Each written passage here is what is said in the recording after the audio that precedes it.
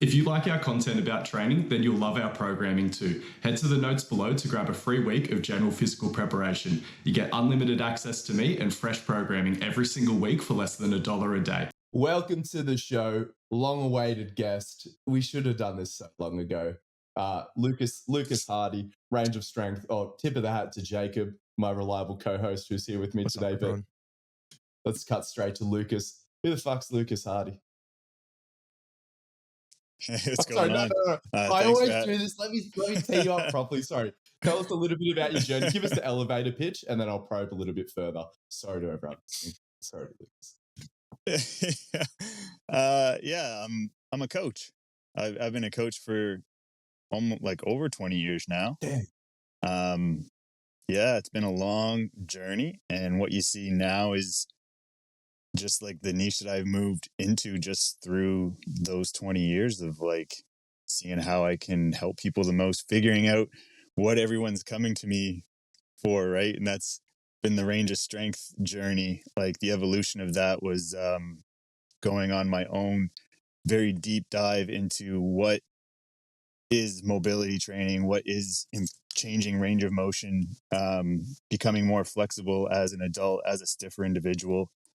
And a reflection of my journey is that through range of strength. And that's really the direction I've gone as a coach in the last 10 years. But you didn't start that. Like, I've seen photos of you in fucking single file. Yeah, man. I was like SNC, like ready to go. That was it's funny working with this hockey player I'm working with right now. Like I was a hockey kind of conditioning sport performance guy at the start. That was the start. And was that the vision? Yeah. Or was that a means to an end? Well, I'm from Canada. I'm in Nova Scotia, Canada. Like, you know, Canada, if you want to get into SNC work, you're the Oilers. Yeah, man. The Oilers are in Edmonton. They're a little further west from me. I'm really far east, but yeah, the Edmonton Oilers. Like, if you're in Canada, SNC, like, you're working with hockey players. Like, that's where you're going to be promoting yourself the most. So, like, I got into that field. I played hockey growing up.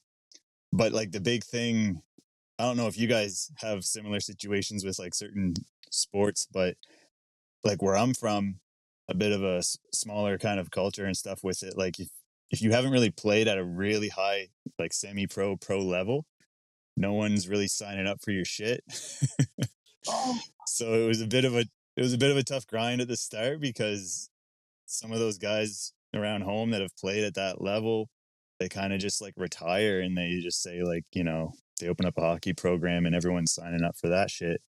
And they're printing Google workouts off, like, knowing. I don't know if there is that much of a culture, because I think in America, just the college thing just bridges a big gap where a lot of young athletes are looking to buy those programs and stuff like that. Whereas there really just is a very big bridge to hurdle over between youth and adult / professional sport in Australia. And we don't necessarily, we definitely see a bunch of ex-players slotting into S&C roles and things like that. And there is a lot of nepotism. Yeah. Obviously, just smaller country, smaller population, less pro sport, fuck all jobs in pro sport. Every S&C coach wants to work in pro sport. So it's like, how much are you willing to suck it? Yeah, I kind of found myself like circling around through that, like trying to like build up my own, you know, business that way. And I ended up getting a gig with the military. There's military work in Canada through fitness, and they used to be trades, but now they're like civilian specific jobs. They save money that like way. A contract, but it was a good job. Yeah, it was a good gig. I was there for 10 years. But while I was there, I was always building things up on the side, like hustling and trying to grow my own like personal training, even just getting the extra money, right? Like if anything, that's us. That's what we do anyway as a trade. Like we're always able to make extra money, right? But the online stuff really shifted as I got into online, and that actually started as bodyweight dad. I was bodyweight dad when I started my Instagram. That was the first. And bodyweight did it go anywhere or not? When I started, it did, and that's what kind of fucked me up. It took off, and I didn't know what to do. Like I just didn't have any like business guidance. Like I started taking some online. I started taking like online people, and it was good, but I got a little overwhelmed. I think I wasn't ready. Like I didn't expect that because Bodyweight Dad was me just journaling my journey from powerlifter to like I'm trying to learn gymnastics. How long ago was this? Pretty real Instagram. Yeah. Is this like chronological Instagram or what year? Yeah, this would have been 2014. Bro, you were there. Yeah, like, and this was OG Instagram. Like, you just had to post like a filtered picture, and people were like, "Fucking yeah." Oh, yeah. And then people read your fucking caption, right? Like, you would write some thoughtful shit. Yeah, and there was like a cool filtered picture. I like Threads.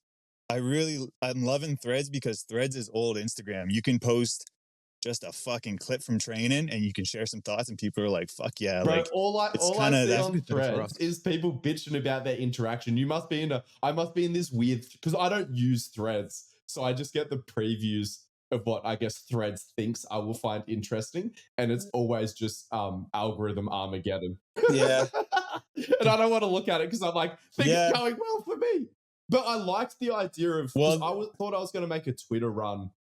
But I just didn't. You know how you need to build momentum and build a habit with content. You just gotta post all the time. Yeah, you got to keep posting. Twitter is fucking ruthless, man. I'm still doing that. I'm still trying to build. Like I'm posting daily on Twitter, and what's your experience? And I think what's happening bought into it yet? Where you're like, I'm in this for the long run. This is a really great platform. Or I'm in all of it, all the content for the long run, man. Like it's changed my life, right? So it's like. I'm just figuring it all out. And I just know that you just got to post and just keep going through the motions with it. Even with the Instagram shit, it's always changing all the time. But do you know what's happening on Threads? You got like half of the people are using it like Twitter. And that's probably what you're seeing. And then I see an evolution of it, people using it like Instagram and Twitter, where it's like just video. Like there's like Instagram's about the visual, right? That there's always like Instagram's always a visual like kind of component to it, and that's Threads reminds me more of that like Instagram visual with the text. And I see that too. Like there is a large like when I go through the feed of it, I see a lot of Twittery stuff, but I see the stuff that takes off and that I appeal to more and that people respond to on my side is that old school kind of visual. This is very Marshall McLuhan of you, and coming from a Canadian, I expect nothing less. I love Marshall McLuhan, but again, just that thought process of like looking at the platform and the way I explain it to people that I work with, I'm trying to help in that area is it is like trying to learn a new language, like just with the ease through which we can communicate in English, either through a Zoom call or face to face. It's like you have to learn how to express yourself through a given medium to have the privilege of just it feeling like you're just speaking to someone. I feel like I can show up to Instagram and I can say things to people.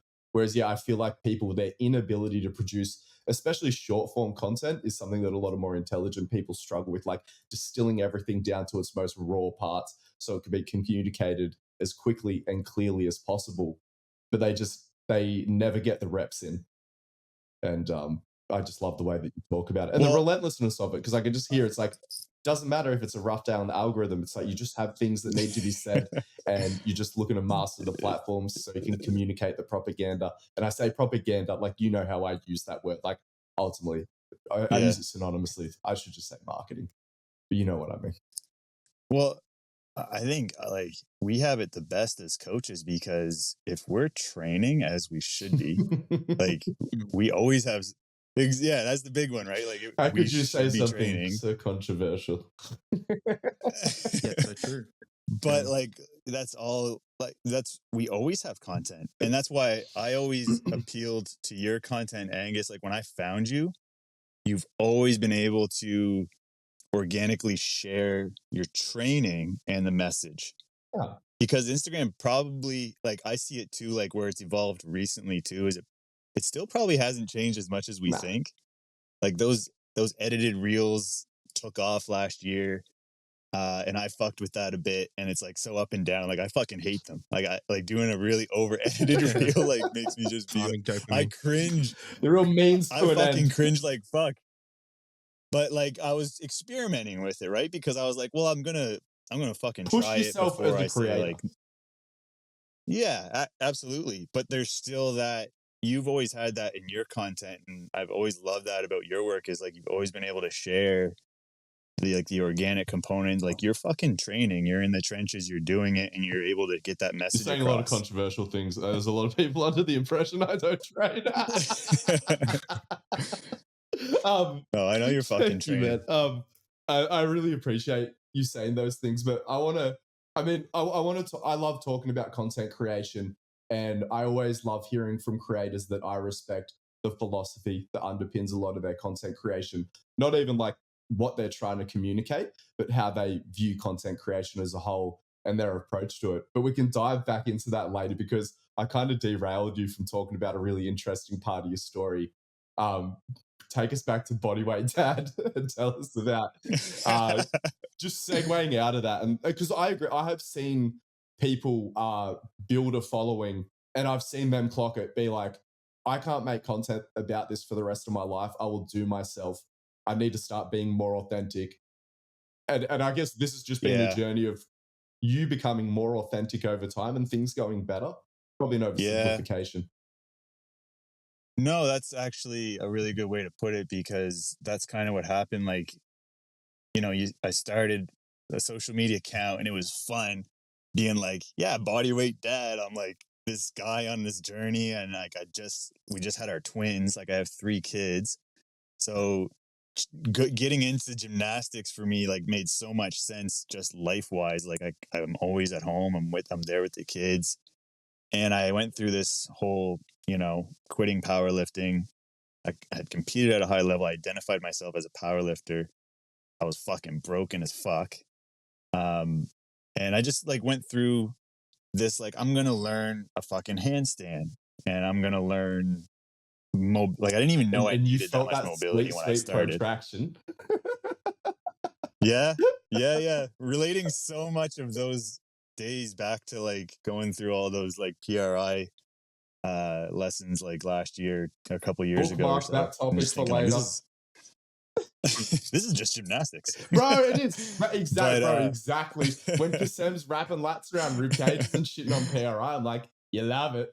Deep down, you love it. Like, go ask Ron Husker how to train a lat, and you'd be like, wrap that boy around your rib cage. But he's only interested in inhibiting it. He's sorry. Yeah. Go back. So getting into gymnastics. Anyways, man, I started sharing that transformation, and you know, part of that transformation was body composition change. I don't know if you saw those old photos. I was like 240. After my last injury, I'd stopped training altogether. I was contemplating just fucking quitting as a coach, like quitting everything. I was like, I'm just gonna move on. Like you lose your identity, right? When that kind of shit happens. I'm like, I'm not a powerlifter anymore. Like, what the fuck am I gonna do? Like, had all these clients relying on me for that shit. I went through the body comp change and I started sharing stuff, and my Instagram, like, it started taking off. Before I changed the tag, I had like 15K followers, and that was starting from scratch, just fucking posting my training, me hanging out with the kids, me fucking just fucking around, sharing stuff. So and it wasn't obviously just there training, was it was a little bit of Liver King. Let me show you how to live with the family. Core tenets? A little more real. Yeah. No, sorry. Yeah, just for other people listening. Yeah, I'm not saying it like that. Sorry. Yeah. Yeah, there's a little bit of that. Like, you know, people were watching me figure shit out while like kids were running all around me and shit, right? Like I was like at home just being like, I'm fucking doing handstands and trying not to kick my kid in the face. Did you convert any of your clients to gymnastics, your powerlifting ones? Yeah, there's been, even still today, some of them trickle in. Like, just like, hey man, you know, it's been like this long, or, you know, I'm ready to do something different, or I'm still kind of connected to that community, even more locally. And I think as the message has grown with like range of strength, and that I've had that background too, more powerlifters and weightlifters reach out to me than people at the start that were kind of just like, you know, dads and stuff trying to get in shape, which still I get that too, because I mean, that was the hard part with the growth of Bodyweight Dad, was like you had just said, Angus, like the authenticity of who I actually wasn't coming out in the content. Like I was like, well, wait a second, like I am a coach. People were kind of starting to think I was just some Yeah, it's halfway dad there. that didn't really, yeah, you know what I mean? It was just like, I didn't expect it to take off, but then I saw the potential in that, like I could turn this into a business and actually train people, but I wanted to find a way to say, this is who I actually am. You know, like I am a coach. I have a background in this stuff. And that was when I felt like I had to just like switch the tag. I had to just switch to Lucas Aaron Okay, so for the longest into time. Lucas Aaron before Range of Strength. And just for people listening along, I think that there could be a bunch of people listening to this being like, no, I know exactly what to do if my Instagram account blew up and people were reaching out about coaching.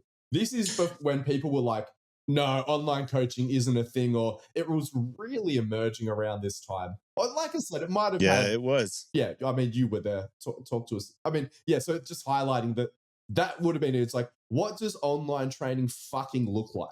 Like, well, at that time, I was the power lifter coach, right? I had fucking spreadsheets, and I was like, I was in that game because I was online. I was remote coaching power lifters and had that kind of game set up. And now I'm like trying to do that with gymnastics and, you know, this mix of, I was trying to figure out how to like coach people in this new way. But you know, it's so inefficient. And this was kind of before, I think True Coach was just starting to emerge, and some of these platforms where you could just catalog programs and have, you know, different tiers. So, you know, I'm like fucking just, it's overworking myself like crazy and like not able to balance it and working a full-time job. Just, I really overwhelmed myself. And then there was the identity of like, okay, do I want to go all in on this bodyweight dad person, or how do I bring back who I am? I'm the unconventional dude that loves all training, and flexibility, I think, out of all of it has changed me and changed my views on and outlooks on everything. Well, do you have a martial arts childhood? Because in my head, the way it was that you got maybe stiff or you felt uncomfortable after powerlifting, and then the gymnastics thing sort of trickled into the mobility thing. Or had there always sort of been a theme of, yeah, whether you were bodyweight dad or whether you were powerlifting coach, you had always been messing about and training quite variously? No, I was the dickhead on the sports team that hated training. Like I wasn't into it at all. I wanted to just play sport. Okay. And it wasn't until I didn't get into the gym till I blew my knee out. That was like I blew my knee out playing rugby, and I was just living in the gym because I couldn't play sport. And that's kind of when I just bought into being a gym rat and just doing a mix of everything and getting into powerlifting. But no, man, I was kind of just like chubby idiot. I was the dickhead on the team, just like fucking around in practice and shit. But, you know, and also trying to find something I like. Like I never understood training. When as I got into it and started reading about it and like, you know, studying the body and how it changes and going through that process yourself. But before we go into any more of the chronology, I guess this is a part of it. Who was an early influence, whether again it was from powerlifting? I'm going to make an assumption based on the period. It was a little bit West Side influenced. But then sort of beyond powerlifting, were there any, I guess, coaches that led to you having like a feeling of epiphany about training, or where you should take your coaching business, and what resonated more with you? I don't know if it was like where I should take my coaching business and stuff, but it was Pollock stuff around that time was getting around.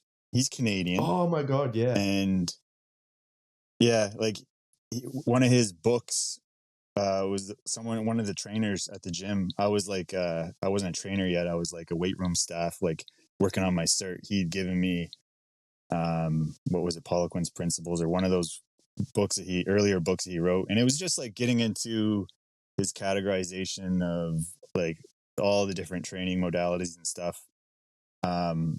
Just really led me into programming, and I got like really excited about programming, and then I got into powerlifting, and then, you know, just started geeking out on that kind of shit. Okay, can you explain this to me? Because I mean, you know, I've always loved to shit on Poliquin, but like I respect that he was pioneering, and like Yeah. I know he thrust our industry forward in a variety of directions, both for Yeah. better and for worse, in my opinion, I guess. But he's allegedly, but I think because I rocked up like maybe a year or two after he actually started having an impact, and I don't think I realized that like a lot of cunts weren't even writing programs before he rocked up. Like he really did elevate the Yeah, for real. professionalism in terms of Yeah. the delivery, as much as I don't agree with the expression of the methodology. As far as like just personal trainers acting like professionals and doing a fucking job, my understanding is that he was quite Yeah. pivotal there. Is that your experience?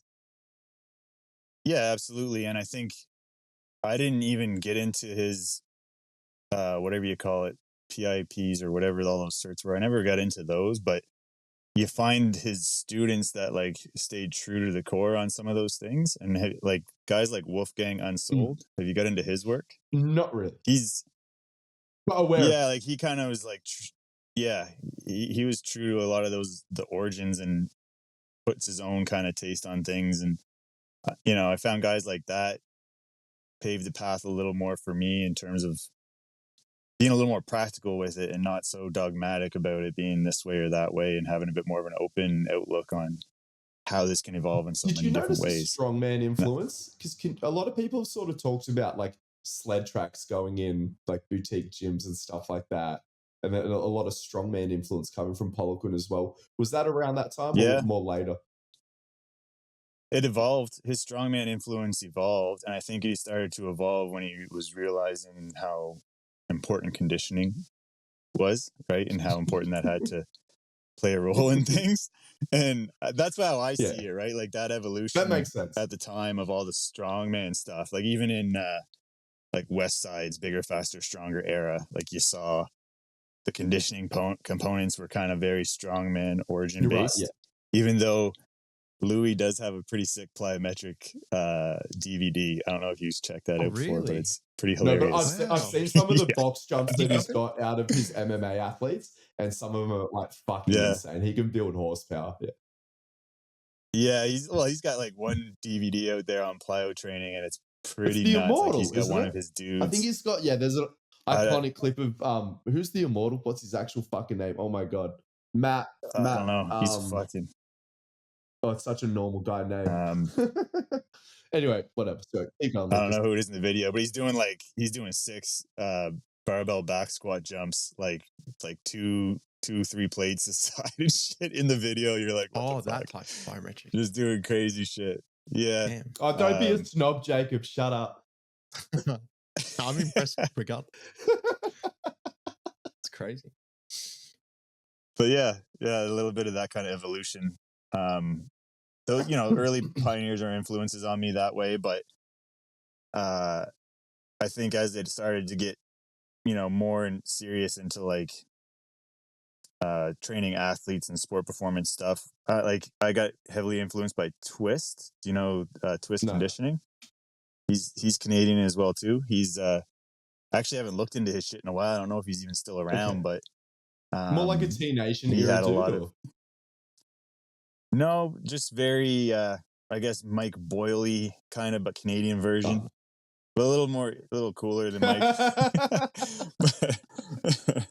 But that whole kind of era was there too, as it started to go that direction. Like his functional training work was getting big. And you know what it was with Boyle?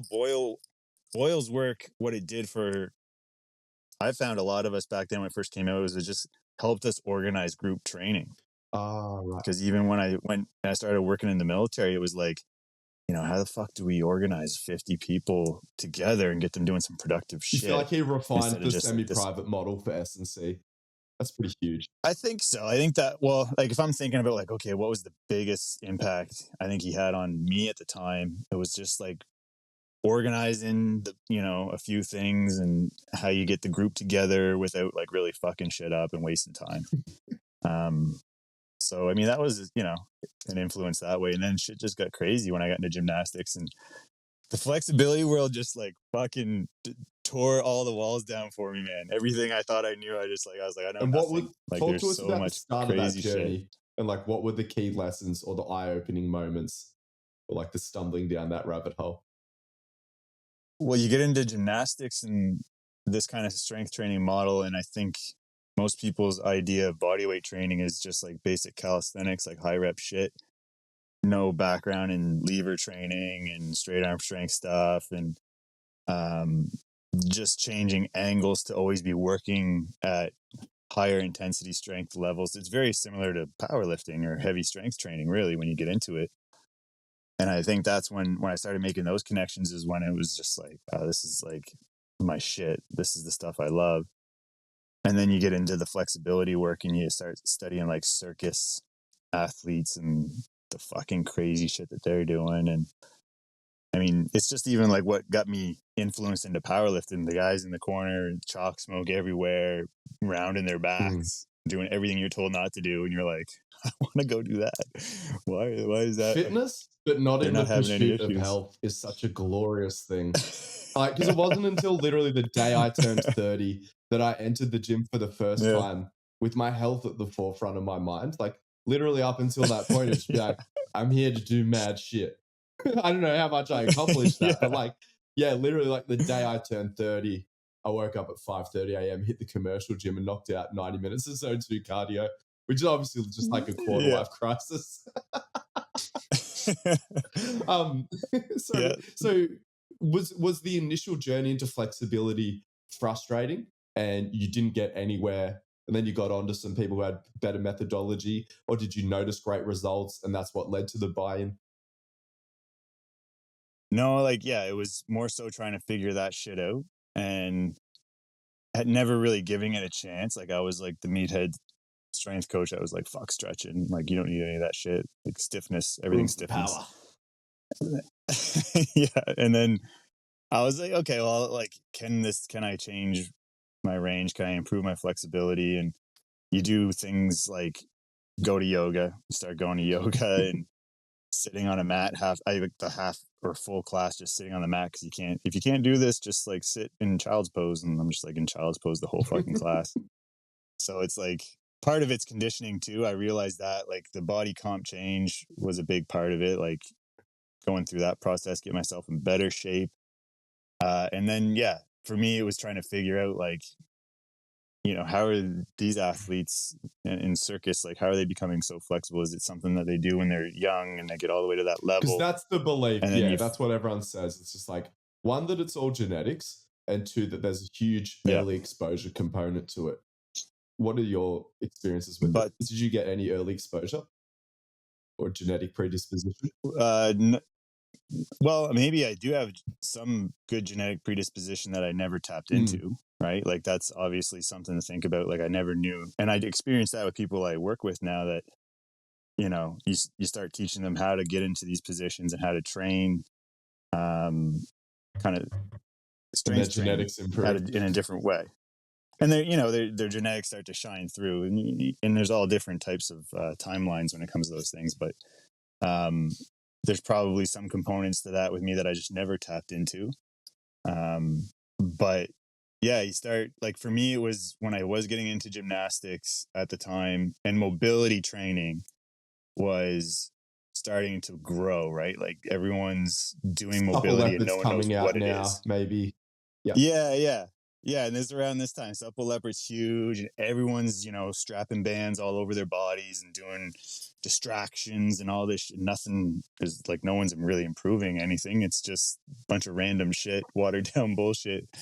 But finding Coach Christopher Summers, and he was the first presentation of weighted stretching and weighted mobility that I saw, where I was like I started buying into that. So it's like Jefferson curls, like heavy inlocates and dislocates. So much more like marketable and relatable to like meatheads already. Even just ignore that it just is straight up just effective as well. And like, that should make it marketable. But yeah, just that whole approach. Like, definitely like for a younger Angus as well. It's like, oh yeah, he's doing it with weight, so it's okay. Yeah, absolutely. That was part of it. But the other thing I loved about Coach Summers, is that he was like he's so obsessed with like doing it the right way, and like maybe he's gone a little bit more marketing route over time, but I don't know if you know his background, but he was like partnered up with Greg Glassman I at thought the he was an start OG of CrossFit guy. Yeah. Okay. Yeah, and he was part of developing the gymnastic elements and components the to it. founding And they fathers had of CrossFit is, it's not fully a yeah. nightmare blunt rotation, but sorry, it's that's not a shot at Coach Summers. It's mainly a shot at Mark Ripito, who I think would just create the most crazy dynamic in any blunt rotation. With Glassman, like Glassman and Ripito bouncing off each other, with Summers just there, just silently token away, I guess. Well, I mean, that was the thing, is like he never, like he's such a perfectionist with progression. He couldn't last and in ensuring there. that people, you know, like ensuring that people like really nail this first before they go to that. And like that's completely opposite to CrossFit. Like just fucking jump in and wrap a band around your foot and go, right? And I think that's where that all fucking collapsed. And he went with his stuff, which it is that when you get into it, it's so like really stiff in progression that you can't explore as much. But once you get like that initial exposure to it, just really opens your mind to like what kind of opportunities are there, right? I'm so conflicted by systems that are so plug and play and like specific and don't give you any room to explore, because like I respect that at a population level, some people need to be told, here's exactly what to fucking do. Some people can't handle the nuance and stuff like that and be like, oh, generally speaking, it's sort of this, but not always. Like, that isn't necessarily as clear instructionally. I'm always torn with stuff like that, but I'm so much more sympathetic towards it nowadays. And I would say more so now that I have gotten into online training, that is something that I have learned to, I guess, embrace a bit more, is that people need that kind of structural rigidity at the start. In an uncertain world. Yeah.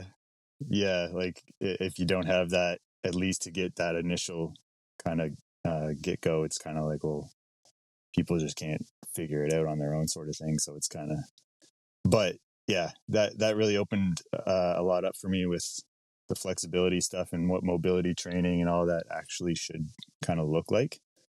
And then I got into Kit Lachlan. He's from Australia. Are you familiar with Kit? Only through you, which is funny because I'm just remembering now that he lives in Australia.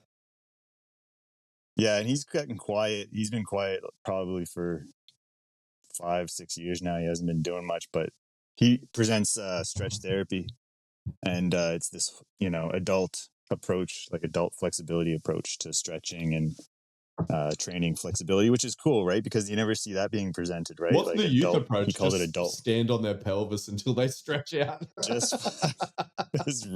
push them down. They'll figure it out. Okay. Yeah, and that really opened my eyes to static stretching. He really opened my eyes to what static stretching could be and what it could look like. And what is it just about got me more into? Is it because I've heard you talk about applying strength training periodization concepts somewhat to things, all forms of stretching, but what was it about the way that this guy approached static stretching that was more beneficial and made you realize its value, in addition to weighted, or maybe wasn't all? I think reflecting on my journey, it's more so that I was ready for that at that time too, because I'd gone through, you know, getting into the weighted stretching and making improvements there. And I was having a conversation with someone today about that, is like having passive tissue qualities is like what most of us don't have when we first try stretching. And that's why it sucks so fucking much. Yeah, need 60 kilos on the back to sit in the deep squat. Yeah. Yeah. So I think I like had that, and all of a sudden it was like for the first time I actually felt good in a stretch, and I felt like I could make sense of the positions, which it's not passive. It's, you need those passive qualities to do the shit there, right? And I think that's what it was in reflection of like when I got into that. And that's sort of how I present it now for clients, is like I don't really get into those qualities of training until we've gone through that similar type progression where we improve what we can through that weighted approach, and we start building some good quality that way. And then you can kind of feel like it's almost like you're warming up to stretch, like you're building a base to actually stretch, which is what a lot of people need. Can we do a mid podcast lightning round? Sorry, because I know there's no good answer to this, but I'm going to ask it anyway, and you can elaborate later. Gun to your head, when it comes to static stretching, are we relaxing into it and trying to yield or pushing into it? And I know that the answer is nuanced, but gun to your head, you have to pick one. And then you can explain for as long as you yield. need to. Yeah, we're trying to yield. And that's, I think, the hardest part for people to understand is like to not force the position, but to know like how to get to a point to hold it. And even with weighted stretching, that's the best way to introduce someone to it, to get them like thinking about full ROM training or what that should be. It's actually learning to move to a ROM and then learn how to like stop yourself from going further, learn how to contract the tissues and create good isometric positions first.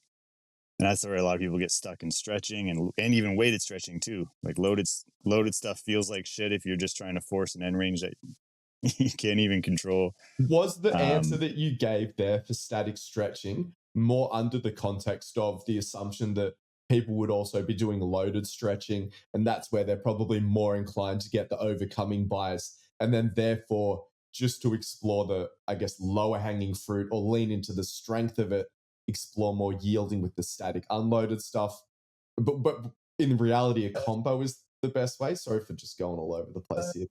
No, absolutely. Because that's the hardest part in a stretch is like you have no idea how to make that stuff happen. Like you know what I mean? Like just sitting there and trying to even just create a posture or position where you can feel some intensity that you can yield and overcome with a little bit. It's like almost fucking impossible for someone who doesn't have some kind of external assistance or like something, right, that gives them some feedback. Feels so low dopamine.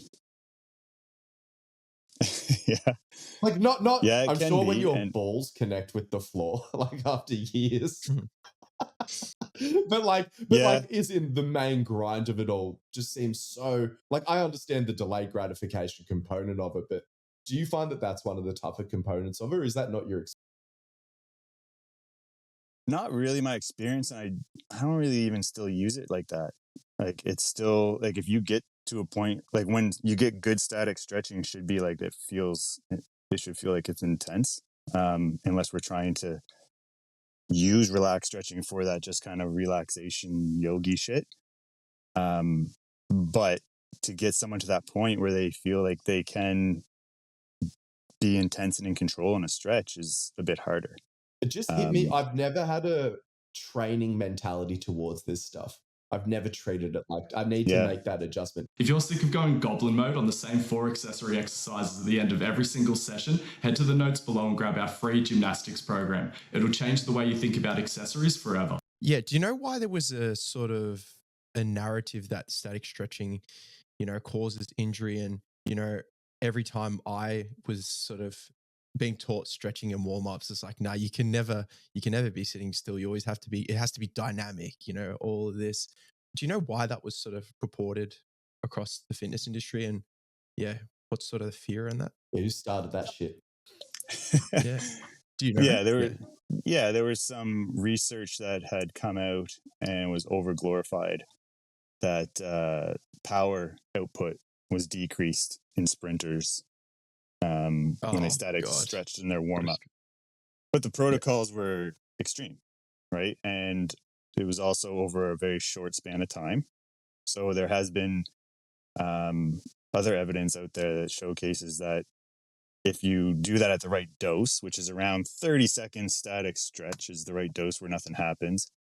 And even better, if you pair that with dynamic stretching, that doesn't happen and range of motion can be improved. And again, even that in itself, short time span, like in terms of how long we're doing this for. But that, like anything in the industry like that, it's the same as like blasting dead pig cadaver spines and saying it's bad to round your back. If you're going to stretch a sprinter that at a high level to an extreme extent, and then it's stupid. You're not going to do that. Like that's just not. Yeah, it's absolutely crazy how that dripped down so far down into the general population. Like even trainers at my sort of primary local school gym team was saying shit like that in our team. They're like, don't static stretch for too long. You'll lose your top end power. I'm like, I'm fucking 8 years old. Like, I don't even have top end power. What are you talking about? I'm like a rubber band. Yeah. Oh, man. Yeah, like everything in the industry, right? Like just take it way, way to the extreme when there's some kind of result. And then you got to go backwards and, you know, prove that that's fucking bullshit. If that's what you buy into, which that's what I did, right? And then it's like, all right, I got to defend this shit. That's kind of a thing you got to get into with your content. It's like, all right, well, I'm the guy talking about stretching and I got to now say like, this is a fucking stupid thought. And try to find a way to make that make sense to, you know, everybody. And sometimes it's like it's use just flexibility research, Jeffrey Wolf. Anytime anyone's talking shit about static stretching, it's like, here come the tags. Rightly so. Yeah. And I've been baited hard on some of those now, so I don't jump on those as much because I'm like, man, maybe I'm getting baited really hard here. So I'll like make my own. You can't give respect to every stupid comment about stretching. Yeah. Because sometimes you're validating them by engaging with them. Yeah, and that's, I think sometimes it's easier to make your own reply in your own content, right? Oh, hell yeah. And but yeah, even subjectively looking at dynamic stretching, it's like you're just sort of scraping past the range of motion. Like you're skipping over so much. It's like you're just it can be a dipping your ballistic toes exercise. into the ranges. Yeah, you're just dipping your toe. No, even like the unloaded stuff. It's like we're not really doing anything here if you look at it from a logic standpoint. But you know, I guess the research was too powerful on sprinters. Yeah. And that's funny. That's a funny concept too, because as much as like we often say when we get into a stretch we're not doing anything, is like, is that really the case? Because like I haven't met too many people that have poor range of motion and flexibility get into any stretch and not feel like this is fucking intense. Like if you get them to hold that shit for 30 seconds, it's like you hold this for 30 seconds and not fucking move or say anything, and it's like, no, it's too intense. And if you think about that, is it passive? It's like, is it not? It's just, it's the, how passive is that? How passive did you feel? It's like, no, like and that was me too, right? Like I would start stretching, and then as I got into the deeper static stretching stuff, I was like, holy fuck, like I've never stretched before. This is stretching because this is fucking intense. And that's what it really was for me, is when I started doing intense stretching, I was like, holy fuck, man, this is like just level shit that no one gets taught, and it's not available. And I'm trying to make that kind of teachings more available to people. But even that's kind of hard. Rehab, sorry, it's warm up and cool down. It's an exercise category. That's how it's been characterized. Yeah. It's not characterized as a training stimulus, which is something that you do a good job of presenting it as. Be like, this is more similar to all the other forms of training than you've been led to believe. And I love bitching about a principle-driven approach, and I see that in the way that you approach mobility and just the things that you try to point out between all the other modalities where, because again, people will talk about the effectiveness of mobility work, whether it's static stretching or dynamic stretching or any of the available methods. But yeah, again, just going back to the principles, it's just like, did you actually fucking try hard? Like it's such a big rock with any training modality. You got to have a red hot go. And it's like, if it's only ever in your warm up, if it's only ever in your cool down, and this is me, I'm publicly talking about how I've fucked up my own mobility journey. It's just so obvious. Like, oh, did I try hard? No. Was it on the shoulders of my workout? Yes. Okay. Now I see why I didn't get anywhere. Yeah. Makes a lot of sense. Absolutely me.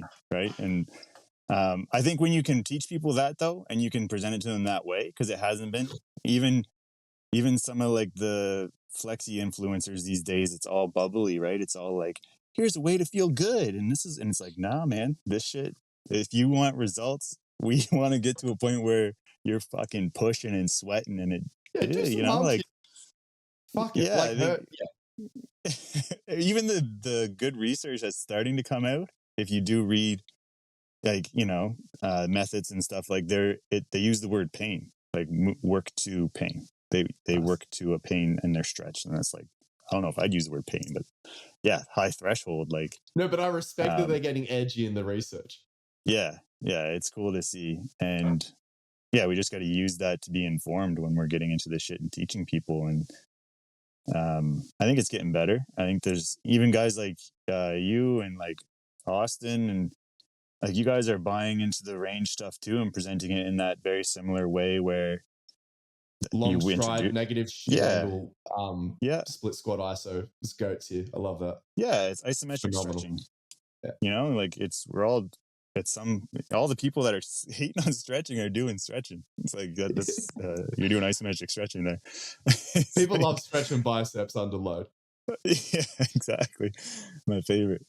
But Can we talk about the aspect of you that is a lifting historian, and because everyone knows about like the golden era of bodybuilding, but then sort of talking about, I think you and a bunch of other people in your community have framed it as, yeah, there's that golden era of not just bodybuilding, but as lifting as a whole. It really sort of crossed over to the mainstream. But then we have the Silver Age, and then I think is the Bronze Age kind of the emergence of it all.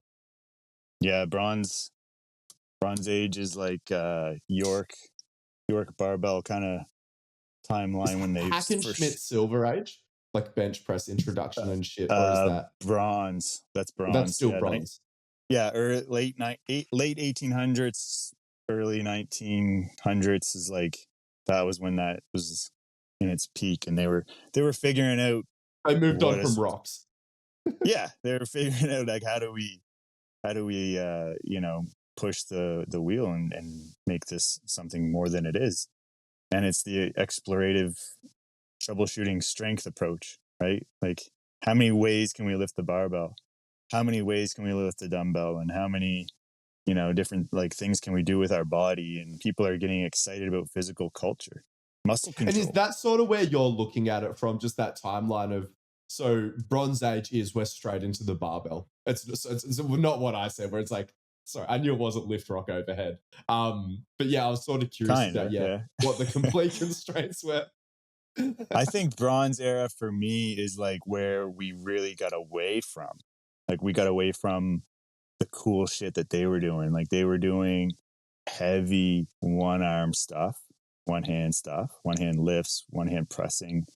Really got away from that, right? Like, unilateral training really fucking sucks the last couple decades. Like, yeah, single leg work is for the cucks. Typically, no. So I know Alec Blennis will be listening. Like, and we know there's certain people in our community that just go super hard on single leg work. But typically, that's why most people lean into it nowadays. And a lot of the rhetoric for promoting, it's like safety, functionality, and high reps, and not sending it. Yeah, like. And I appreciate Alex's work for that, because he's really like that modern kind of approach to the Bronze era guys, where it's like, go fucking heavy and hard and see what your body does. That's how you learn how to get better at anything. If you want to get better at squats, you got to put some weight on the bar. So you figure out what the fuck. There's no pumps in the Bronze era? Like, were guys ever just going and getting a pump? Or was it like there was Professor Attila. Professor Attila was he was the first strong man, like, to have a barbell and do a show. And he was the mentor of Eugene Sandow, Saxon. Like, he mentored them. And he came out with the light dumbbell system. And it was just like a thing of like, these light dumbbells, use at home, and you get people excited about doing exercise. But Eugene Sandow, his apprentice, stole that idea, and it was more popular. And he resold it. So if you actually look up the controversy early, of course, Sandow, but if you look at their actual training though, because like Sandow sold that as, Sandow's light dumbbell system. He fucking never did that shit.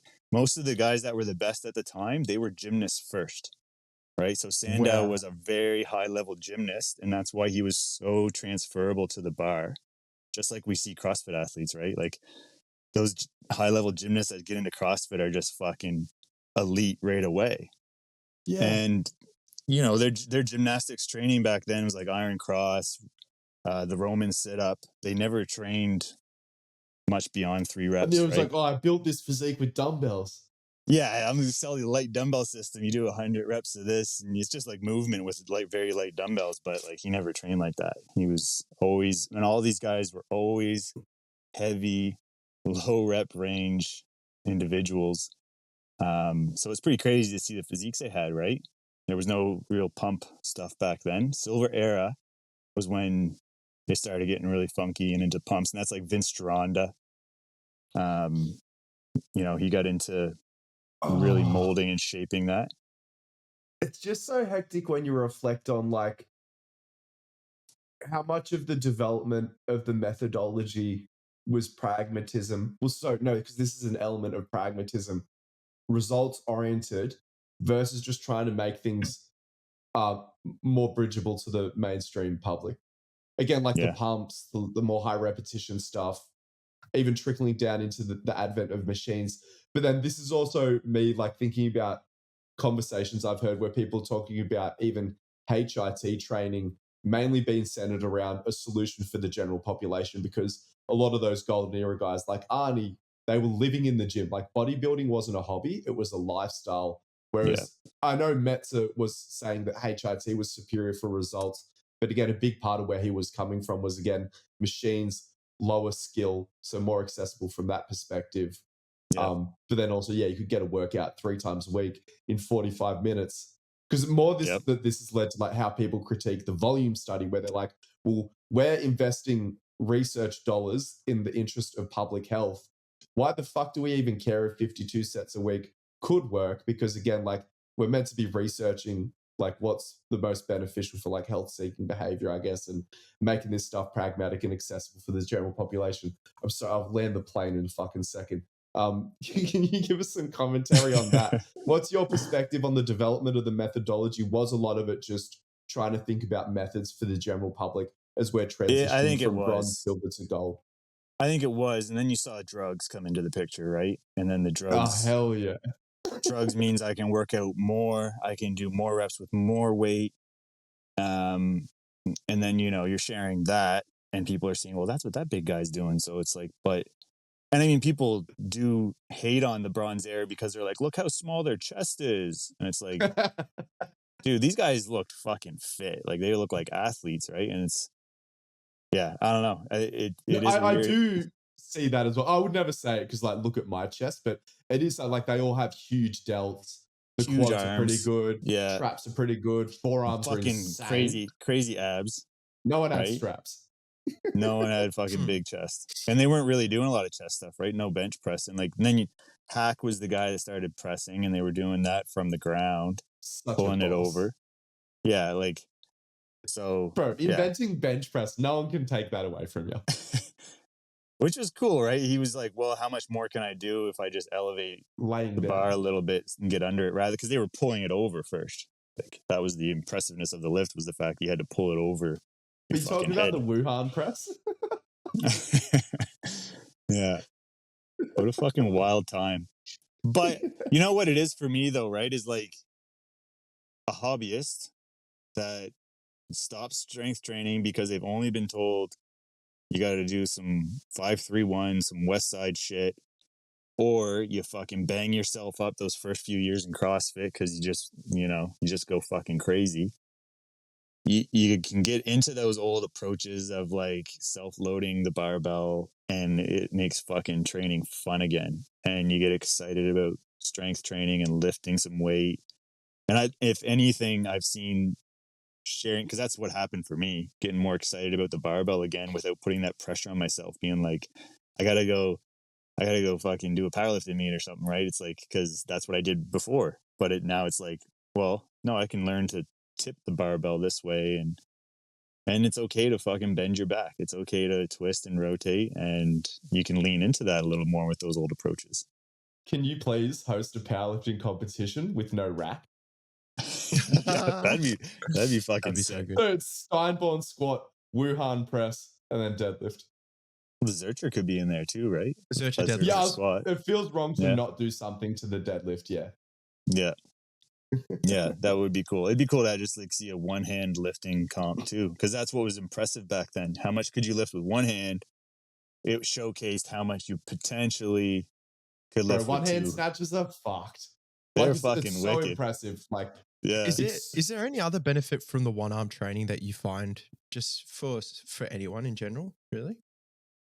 I think you can really get into doing some heavy lifting without pressure of like doing some heavy lifting. You know what I mean? Like the one hand stuff. Yeah. If anything, I've seen like some clients that start with mobility stuff. There's a lot of people that like mobility because it's so light, right? It's like, there's no pressure for me to do things I'm not comfortable with, but you show someone a one-hand deadlift, and they're like, "Oh, that was fucking fun," and I feel pretty good. You know, and they start feeling that strength training feel, like doing something hard. It feels nice, and I don't have to do something that intimidates me as much. It's not as intimidating to do a one-hand deadlift than, so true. you know what I mean? So it's a little bit of a less barrier of entry. I think, less weight on the bar, like less. If you've blown out your back it, and you just can't trust yourself. Yeah. And like, because obviously there could be a little bit of twisting that you need to get used to, but again, it is gonna, you don't have to worry about keeping your dick in your pants so much. Yeah. I think that's what it is for a lot of people. You. Yeah, you're not going to be too scared of like fucking up. And not go to a 500-pound single arm deadlift on your first attempt. And it's crazy how much people overthink two-hand lifting, right? Because of all the red tape. Like, so if you get someone to do a one-hand lift, there's not really a lot of overly over-cued red tape around that because no one really teaches it. So it's like, well, what do I do? It's like, well, you fucking pick it up and you troubleshoot and you figure out how to do it, right? All right. That's so good. We value your input here at the High Performance Podcast. Head to the SpeakPipe link in the notes below and you can leave us a voicemail where you can ask us a question or leave us a topic for us to explore on the show. We hope to hear from you soon. Now I'm just mainly thinking about getting you out of the car because it's starting to get dark outside. What's your height and weight? Because you're fucking stacked. 5'9", I'm 200 right now. That's like a pretty good. Damn. That's a good weight for me. Like, body weight dad was like 185 and that was pretty light. I was like, I imagine you packed a lot of meat on the legs since then. Oh no, you were powerlifting. Yeah, I think that was like, my legs have definitely gone back up to like squatting kind of size, but at 200 it's good though. I can do my conditioning and plyo stuff without feeling like I'm gonna fucking die, and I can still do my range work, and the gymnastics work is coming back, which is nice. Like what a dream. Yeah, getting back into that, like, and feeling like, okay, I'm heavier and I'm more well-rounded with the barbell and shit. And that's like, I think you have to go through that too as an athlete, like find your weight. Like, what's your weight, Angus? Like that you feel like you can crash and bang the best? 81 to 82 kilos. We're cooking. Bro, Yeah. I'm 75 at the moment. I've been fucking yapping and working and shit so much. I do. Bro. Gotta eat some sandwiches. But this is the best I've felt at recent times at such a low body weight. If I can, because I reckon I can clean 140 in a couple of days' time. So that will be a 1.85 times body weight clean. That's sick.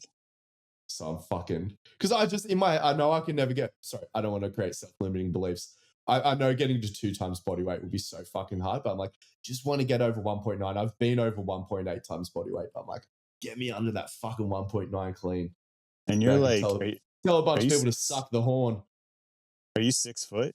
I think I remember when we met. Well, okay, so I've never measured myself as 6 foot. I've always claimed 5'11 and a half. And then when we're on tour in the States after a seminar, Keen was roasting me for saying that I'm 5'11 and a half. And he was like, I've got this app on my phone. It'll tell me exactly how tall you are. And it put me in a 6 foot and a half. Ever since then, I've taken that. But I'm probably a hair under 6 foot. Yeah, not you were exactly a lot taller. Leverage to the tits. You were taller than I thought when we met. Like, I didn't know you were like 6 feet tall. Don't you get that a lot, Angus? Yeah, it's so funny, man. Like, because I think my attitude online makes everyone think I have small man syndrome. I totally get it. Bro, I rock up places to meet people who like me, right? And like they're presenting me with like a custom t-shirt or something like that. Yeah. And sometimes it's like a 2XL. Sorry, 2XS.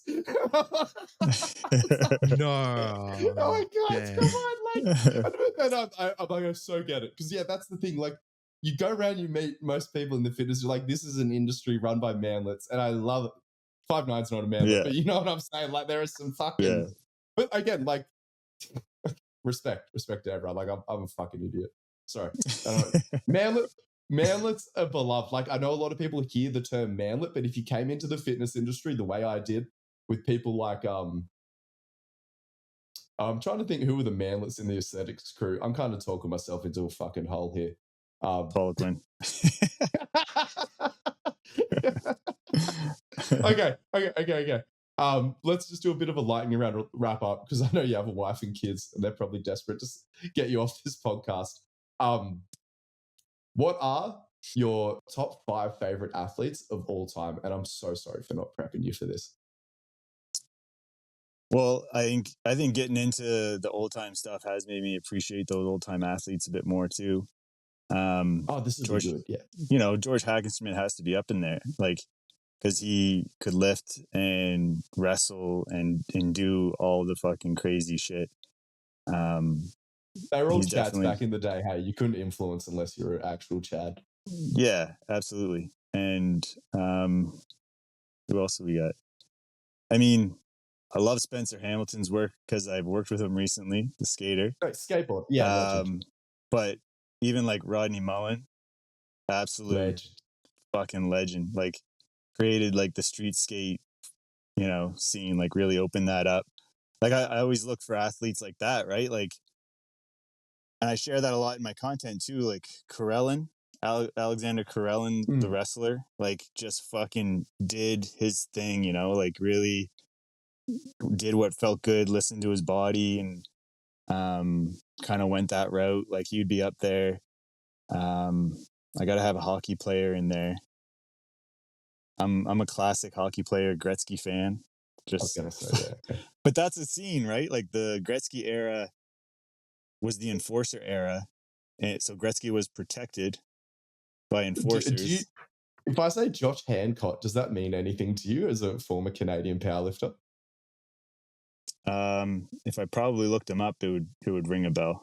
So back in like the Brett Gibbs era, he was a bit of like a YouTube like junior powerlifter. Oh yeah, Gibbs.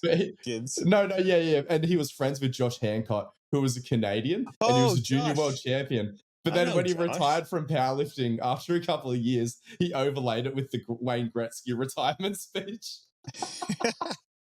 Josh was he was like tall and lean too. I remember Josh now. He was part of he was part of the unequipped growth when unequipped super started. OG. Yeah. Like Candido Josh, era. I shouldn't say super OG. It's not fucking West Side, but you know what I mean. Yeah. Josh was good shit. Yeah. Yeah, I know Josh. I would say power. You know what though? Powerlifters. You got to give it up to fucking. Oh, what's his name? I'll have to come back to it. Modern or? Oh, fuck! Why can't I think of it right now? We'll come back to it. You want me to throw a bunch of powerlifters who can do the splits at you? No, fuck. He never wore straps. What was his name? I never wore straps. Never wore sleeves. Fuck. And like a raw powerlifter. Oh, sorry. Yeah, you've just said that. Not like a single ply era. Oh my God. Never wore any sleeves or anything. Like he would do that to lift his max. It was around the Cohen era too. Kowalski. Oh, right. I didn't know Kowalski was a no equipment during the training cycle. Because when obviously he's the he would show up. Yeah, he would show up to a meet and just fucking go raw sometimes and not tell anyone. And he might not win, but he would just do that to just like there's posters, like the best poster I ever of him is like there's some kind of quote. And it's a USA powerlifting poster. It's old as fuck. One of my buddies has it in his garage and he's just burying something crazy with like no sleeves, no fucking heavy big shoes on or belts. Physique like fucking Thanos as well. Yeah. Kowalski's a fucking legend. He's sick. And I, again, appreciate the fact that he would just fuck with like the system. Like he would just show up unequipped. And it was before people did that. Like it was like unheard of. I just realized the energy I wanted to end this wonderful conversation on, which I appreciate you giving up your time for us, Lucas. This has been like, even just for me, just like so beneficial. I've got so much out of this. So is everyone listening to it. But because Kurt Kowalski, he hit the first ever 1,000-pound squat in the gym, right?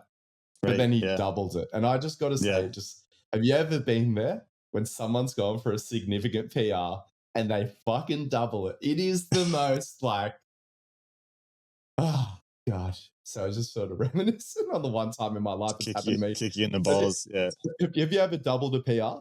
Just like hit a PR and then be like, am I going to fucking do this again? Just fucking go for it again. Yeah. Well, like, you've had those high rep sets where you're like, you're going for a triple and you hit 4 or 5 or something just because you're just like, fuck it. right? Like you just go for it. But yeah, man. Yeah. One day. Luke, thank you so much. Sorry, that was actually a shit outro. Where are you? What have you got coming up? You got any seminars coming up? I know I'm trying to get you out to Oz, but that's mainly just so we can hang. Or I'll get myself over to Cap. Yeah, it would like next year. Yeah, 2025, man. I think I'm going to try to get out and do a few more shops again, just like rethink the approach and get some new like I'm always like I want to bring new things to the table, right? So maybe that's my weakness, is that I'm not just sharing the same fucking thing all the time. So I'm in a bit of a brainstorm year this year and just like really diving into my own work and what I want that to represent. So yeah, I think 2025 will be hopefully getting out a bit and doing a few shops, and it would be great to come to Oz. The reason I went to Oz was because that's my biggest following. Hell yeah. Yeah, and that was, you know, I ended up going with the first people that asked me to come do a shop, and it was Australia, and that got the ball rolling with a lot of things, and I'd love to get out there again. And then we made that sweet reel on the pendulum squat, which we'll recreate when I see you again. That destroyed me. My legs were fucked in a good way. That was good. If you want access to a community of like-minded coaches, head to the notes below and join our free school community. I'm in there every week doing Q&As, and there's plenty of educational content on the way as well.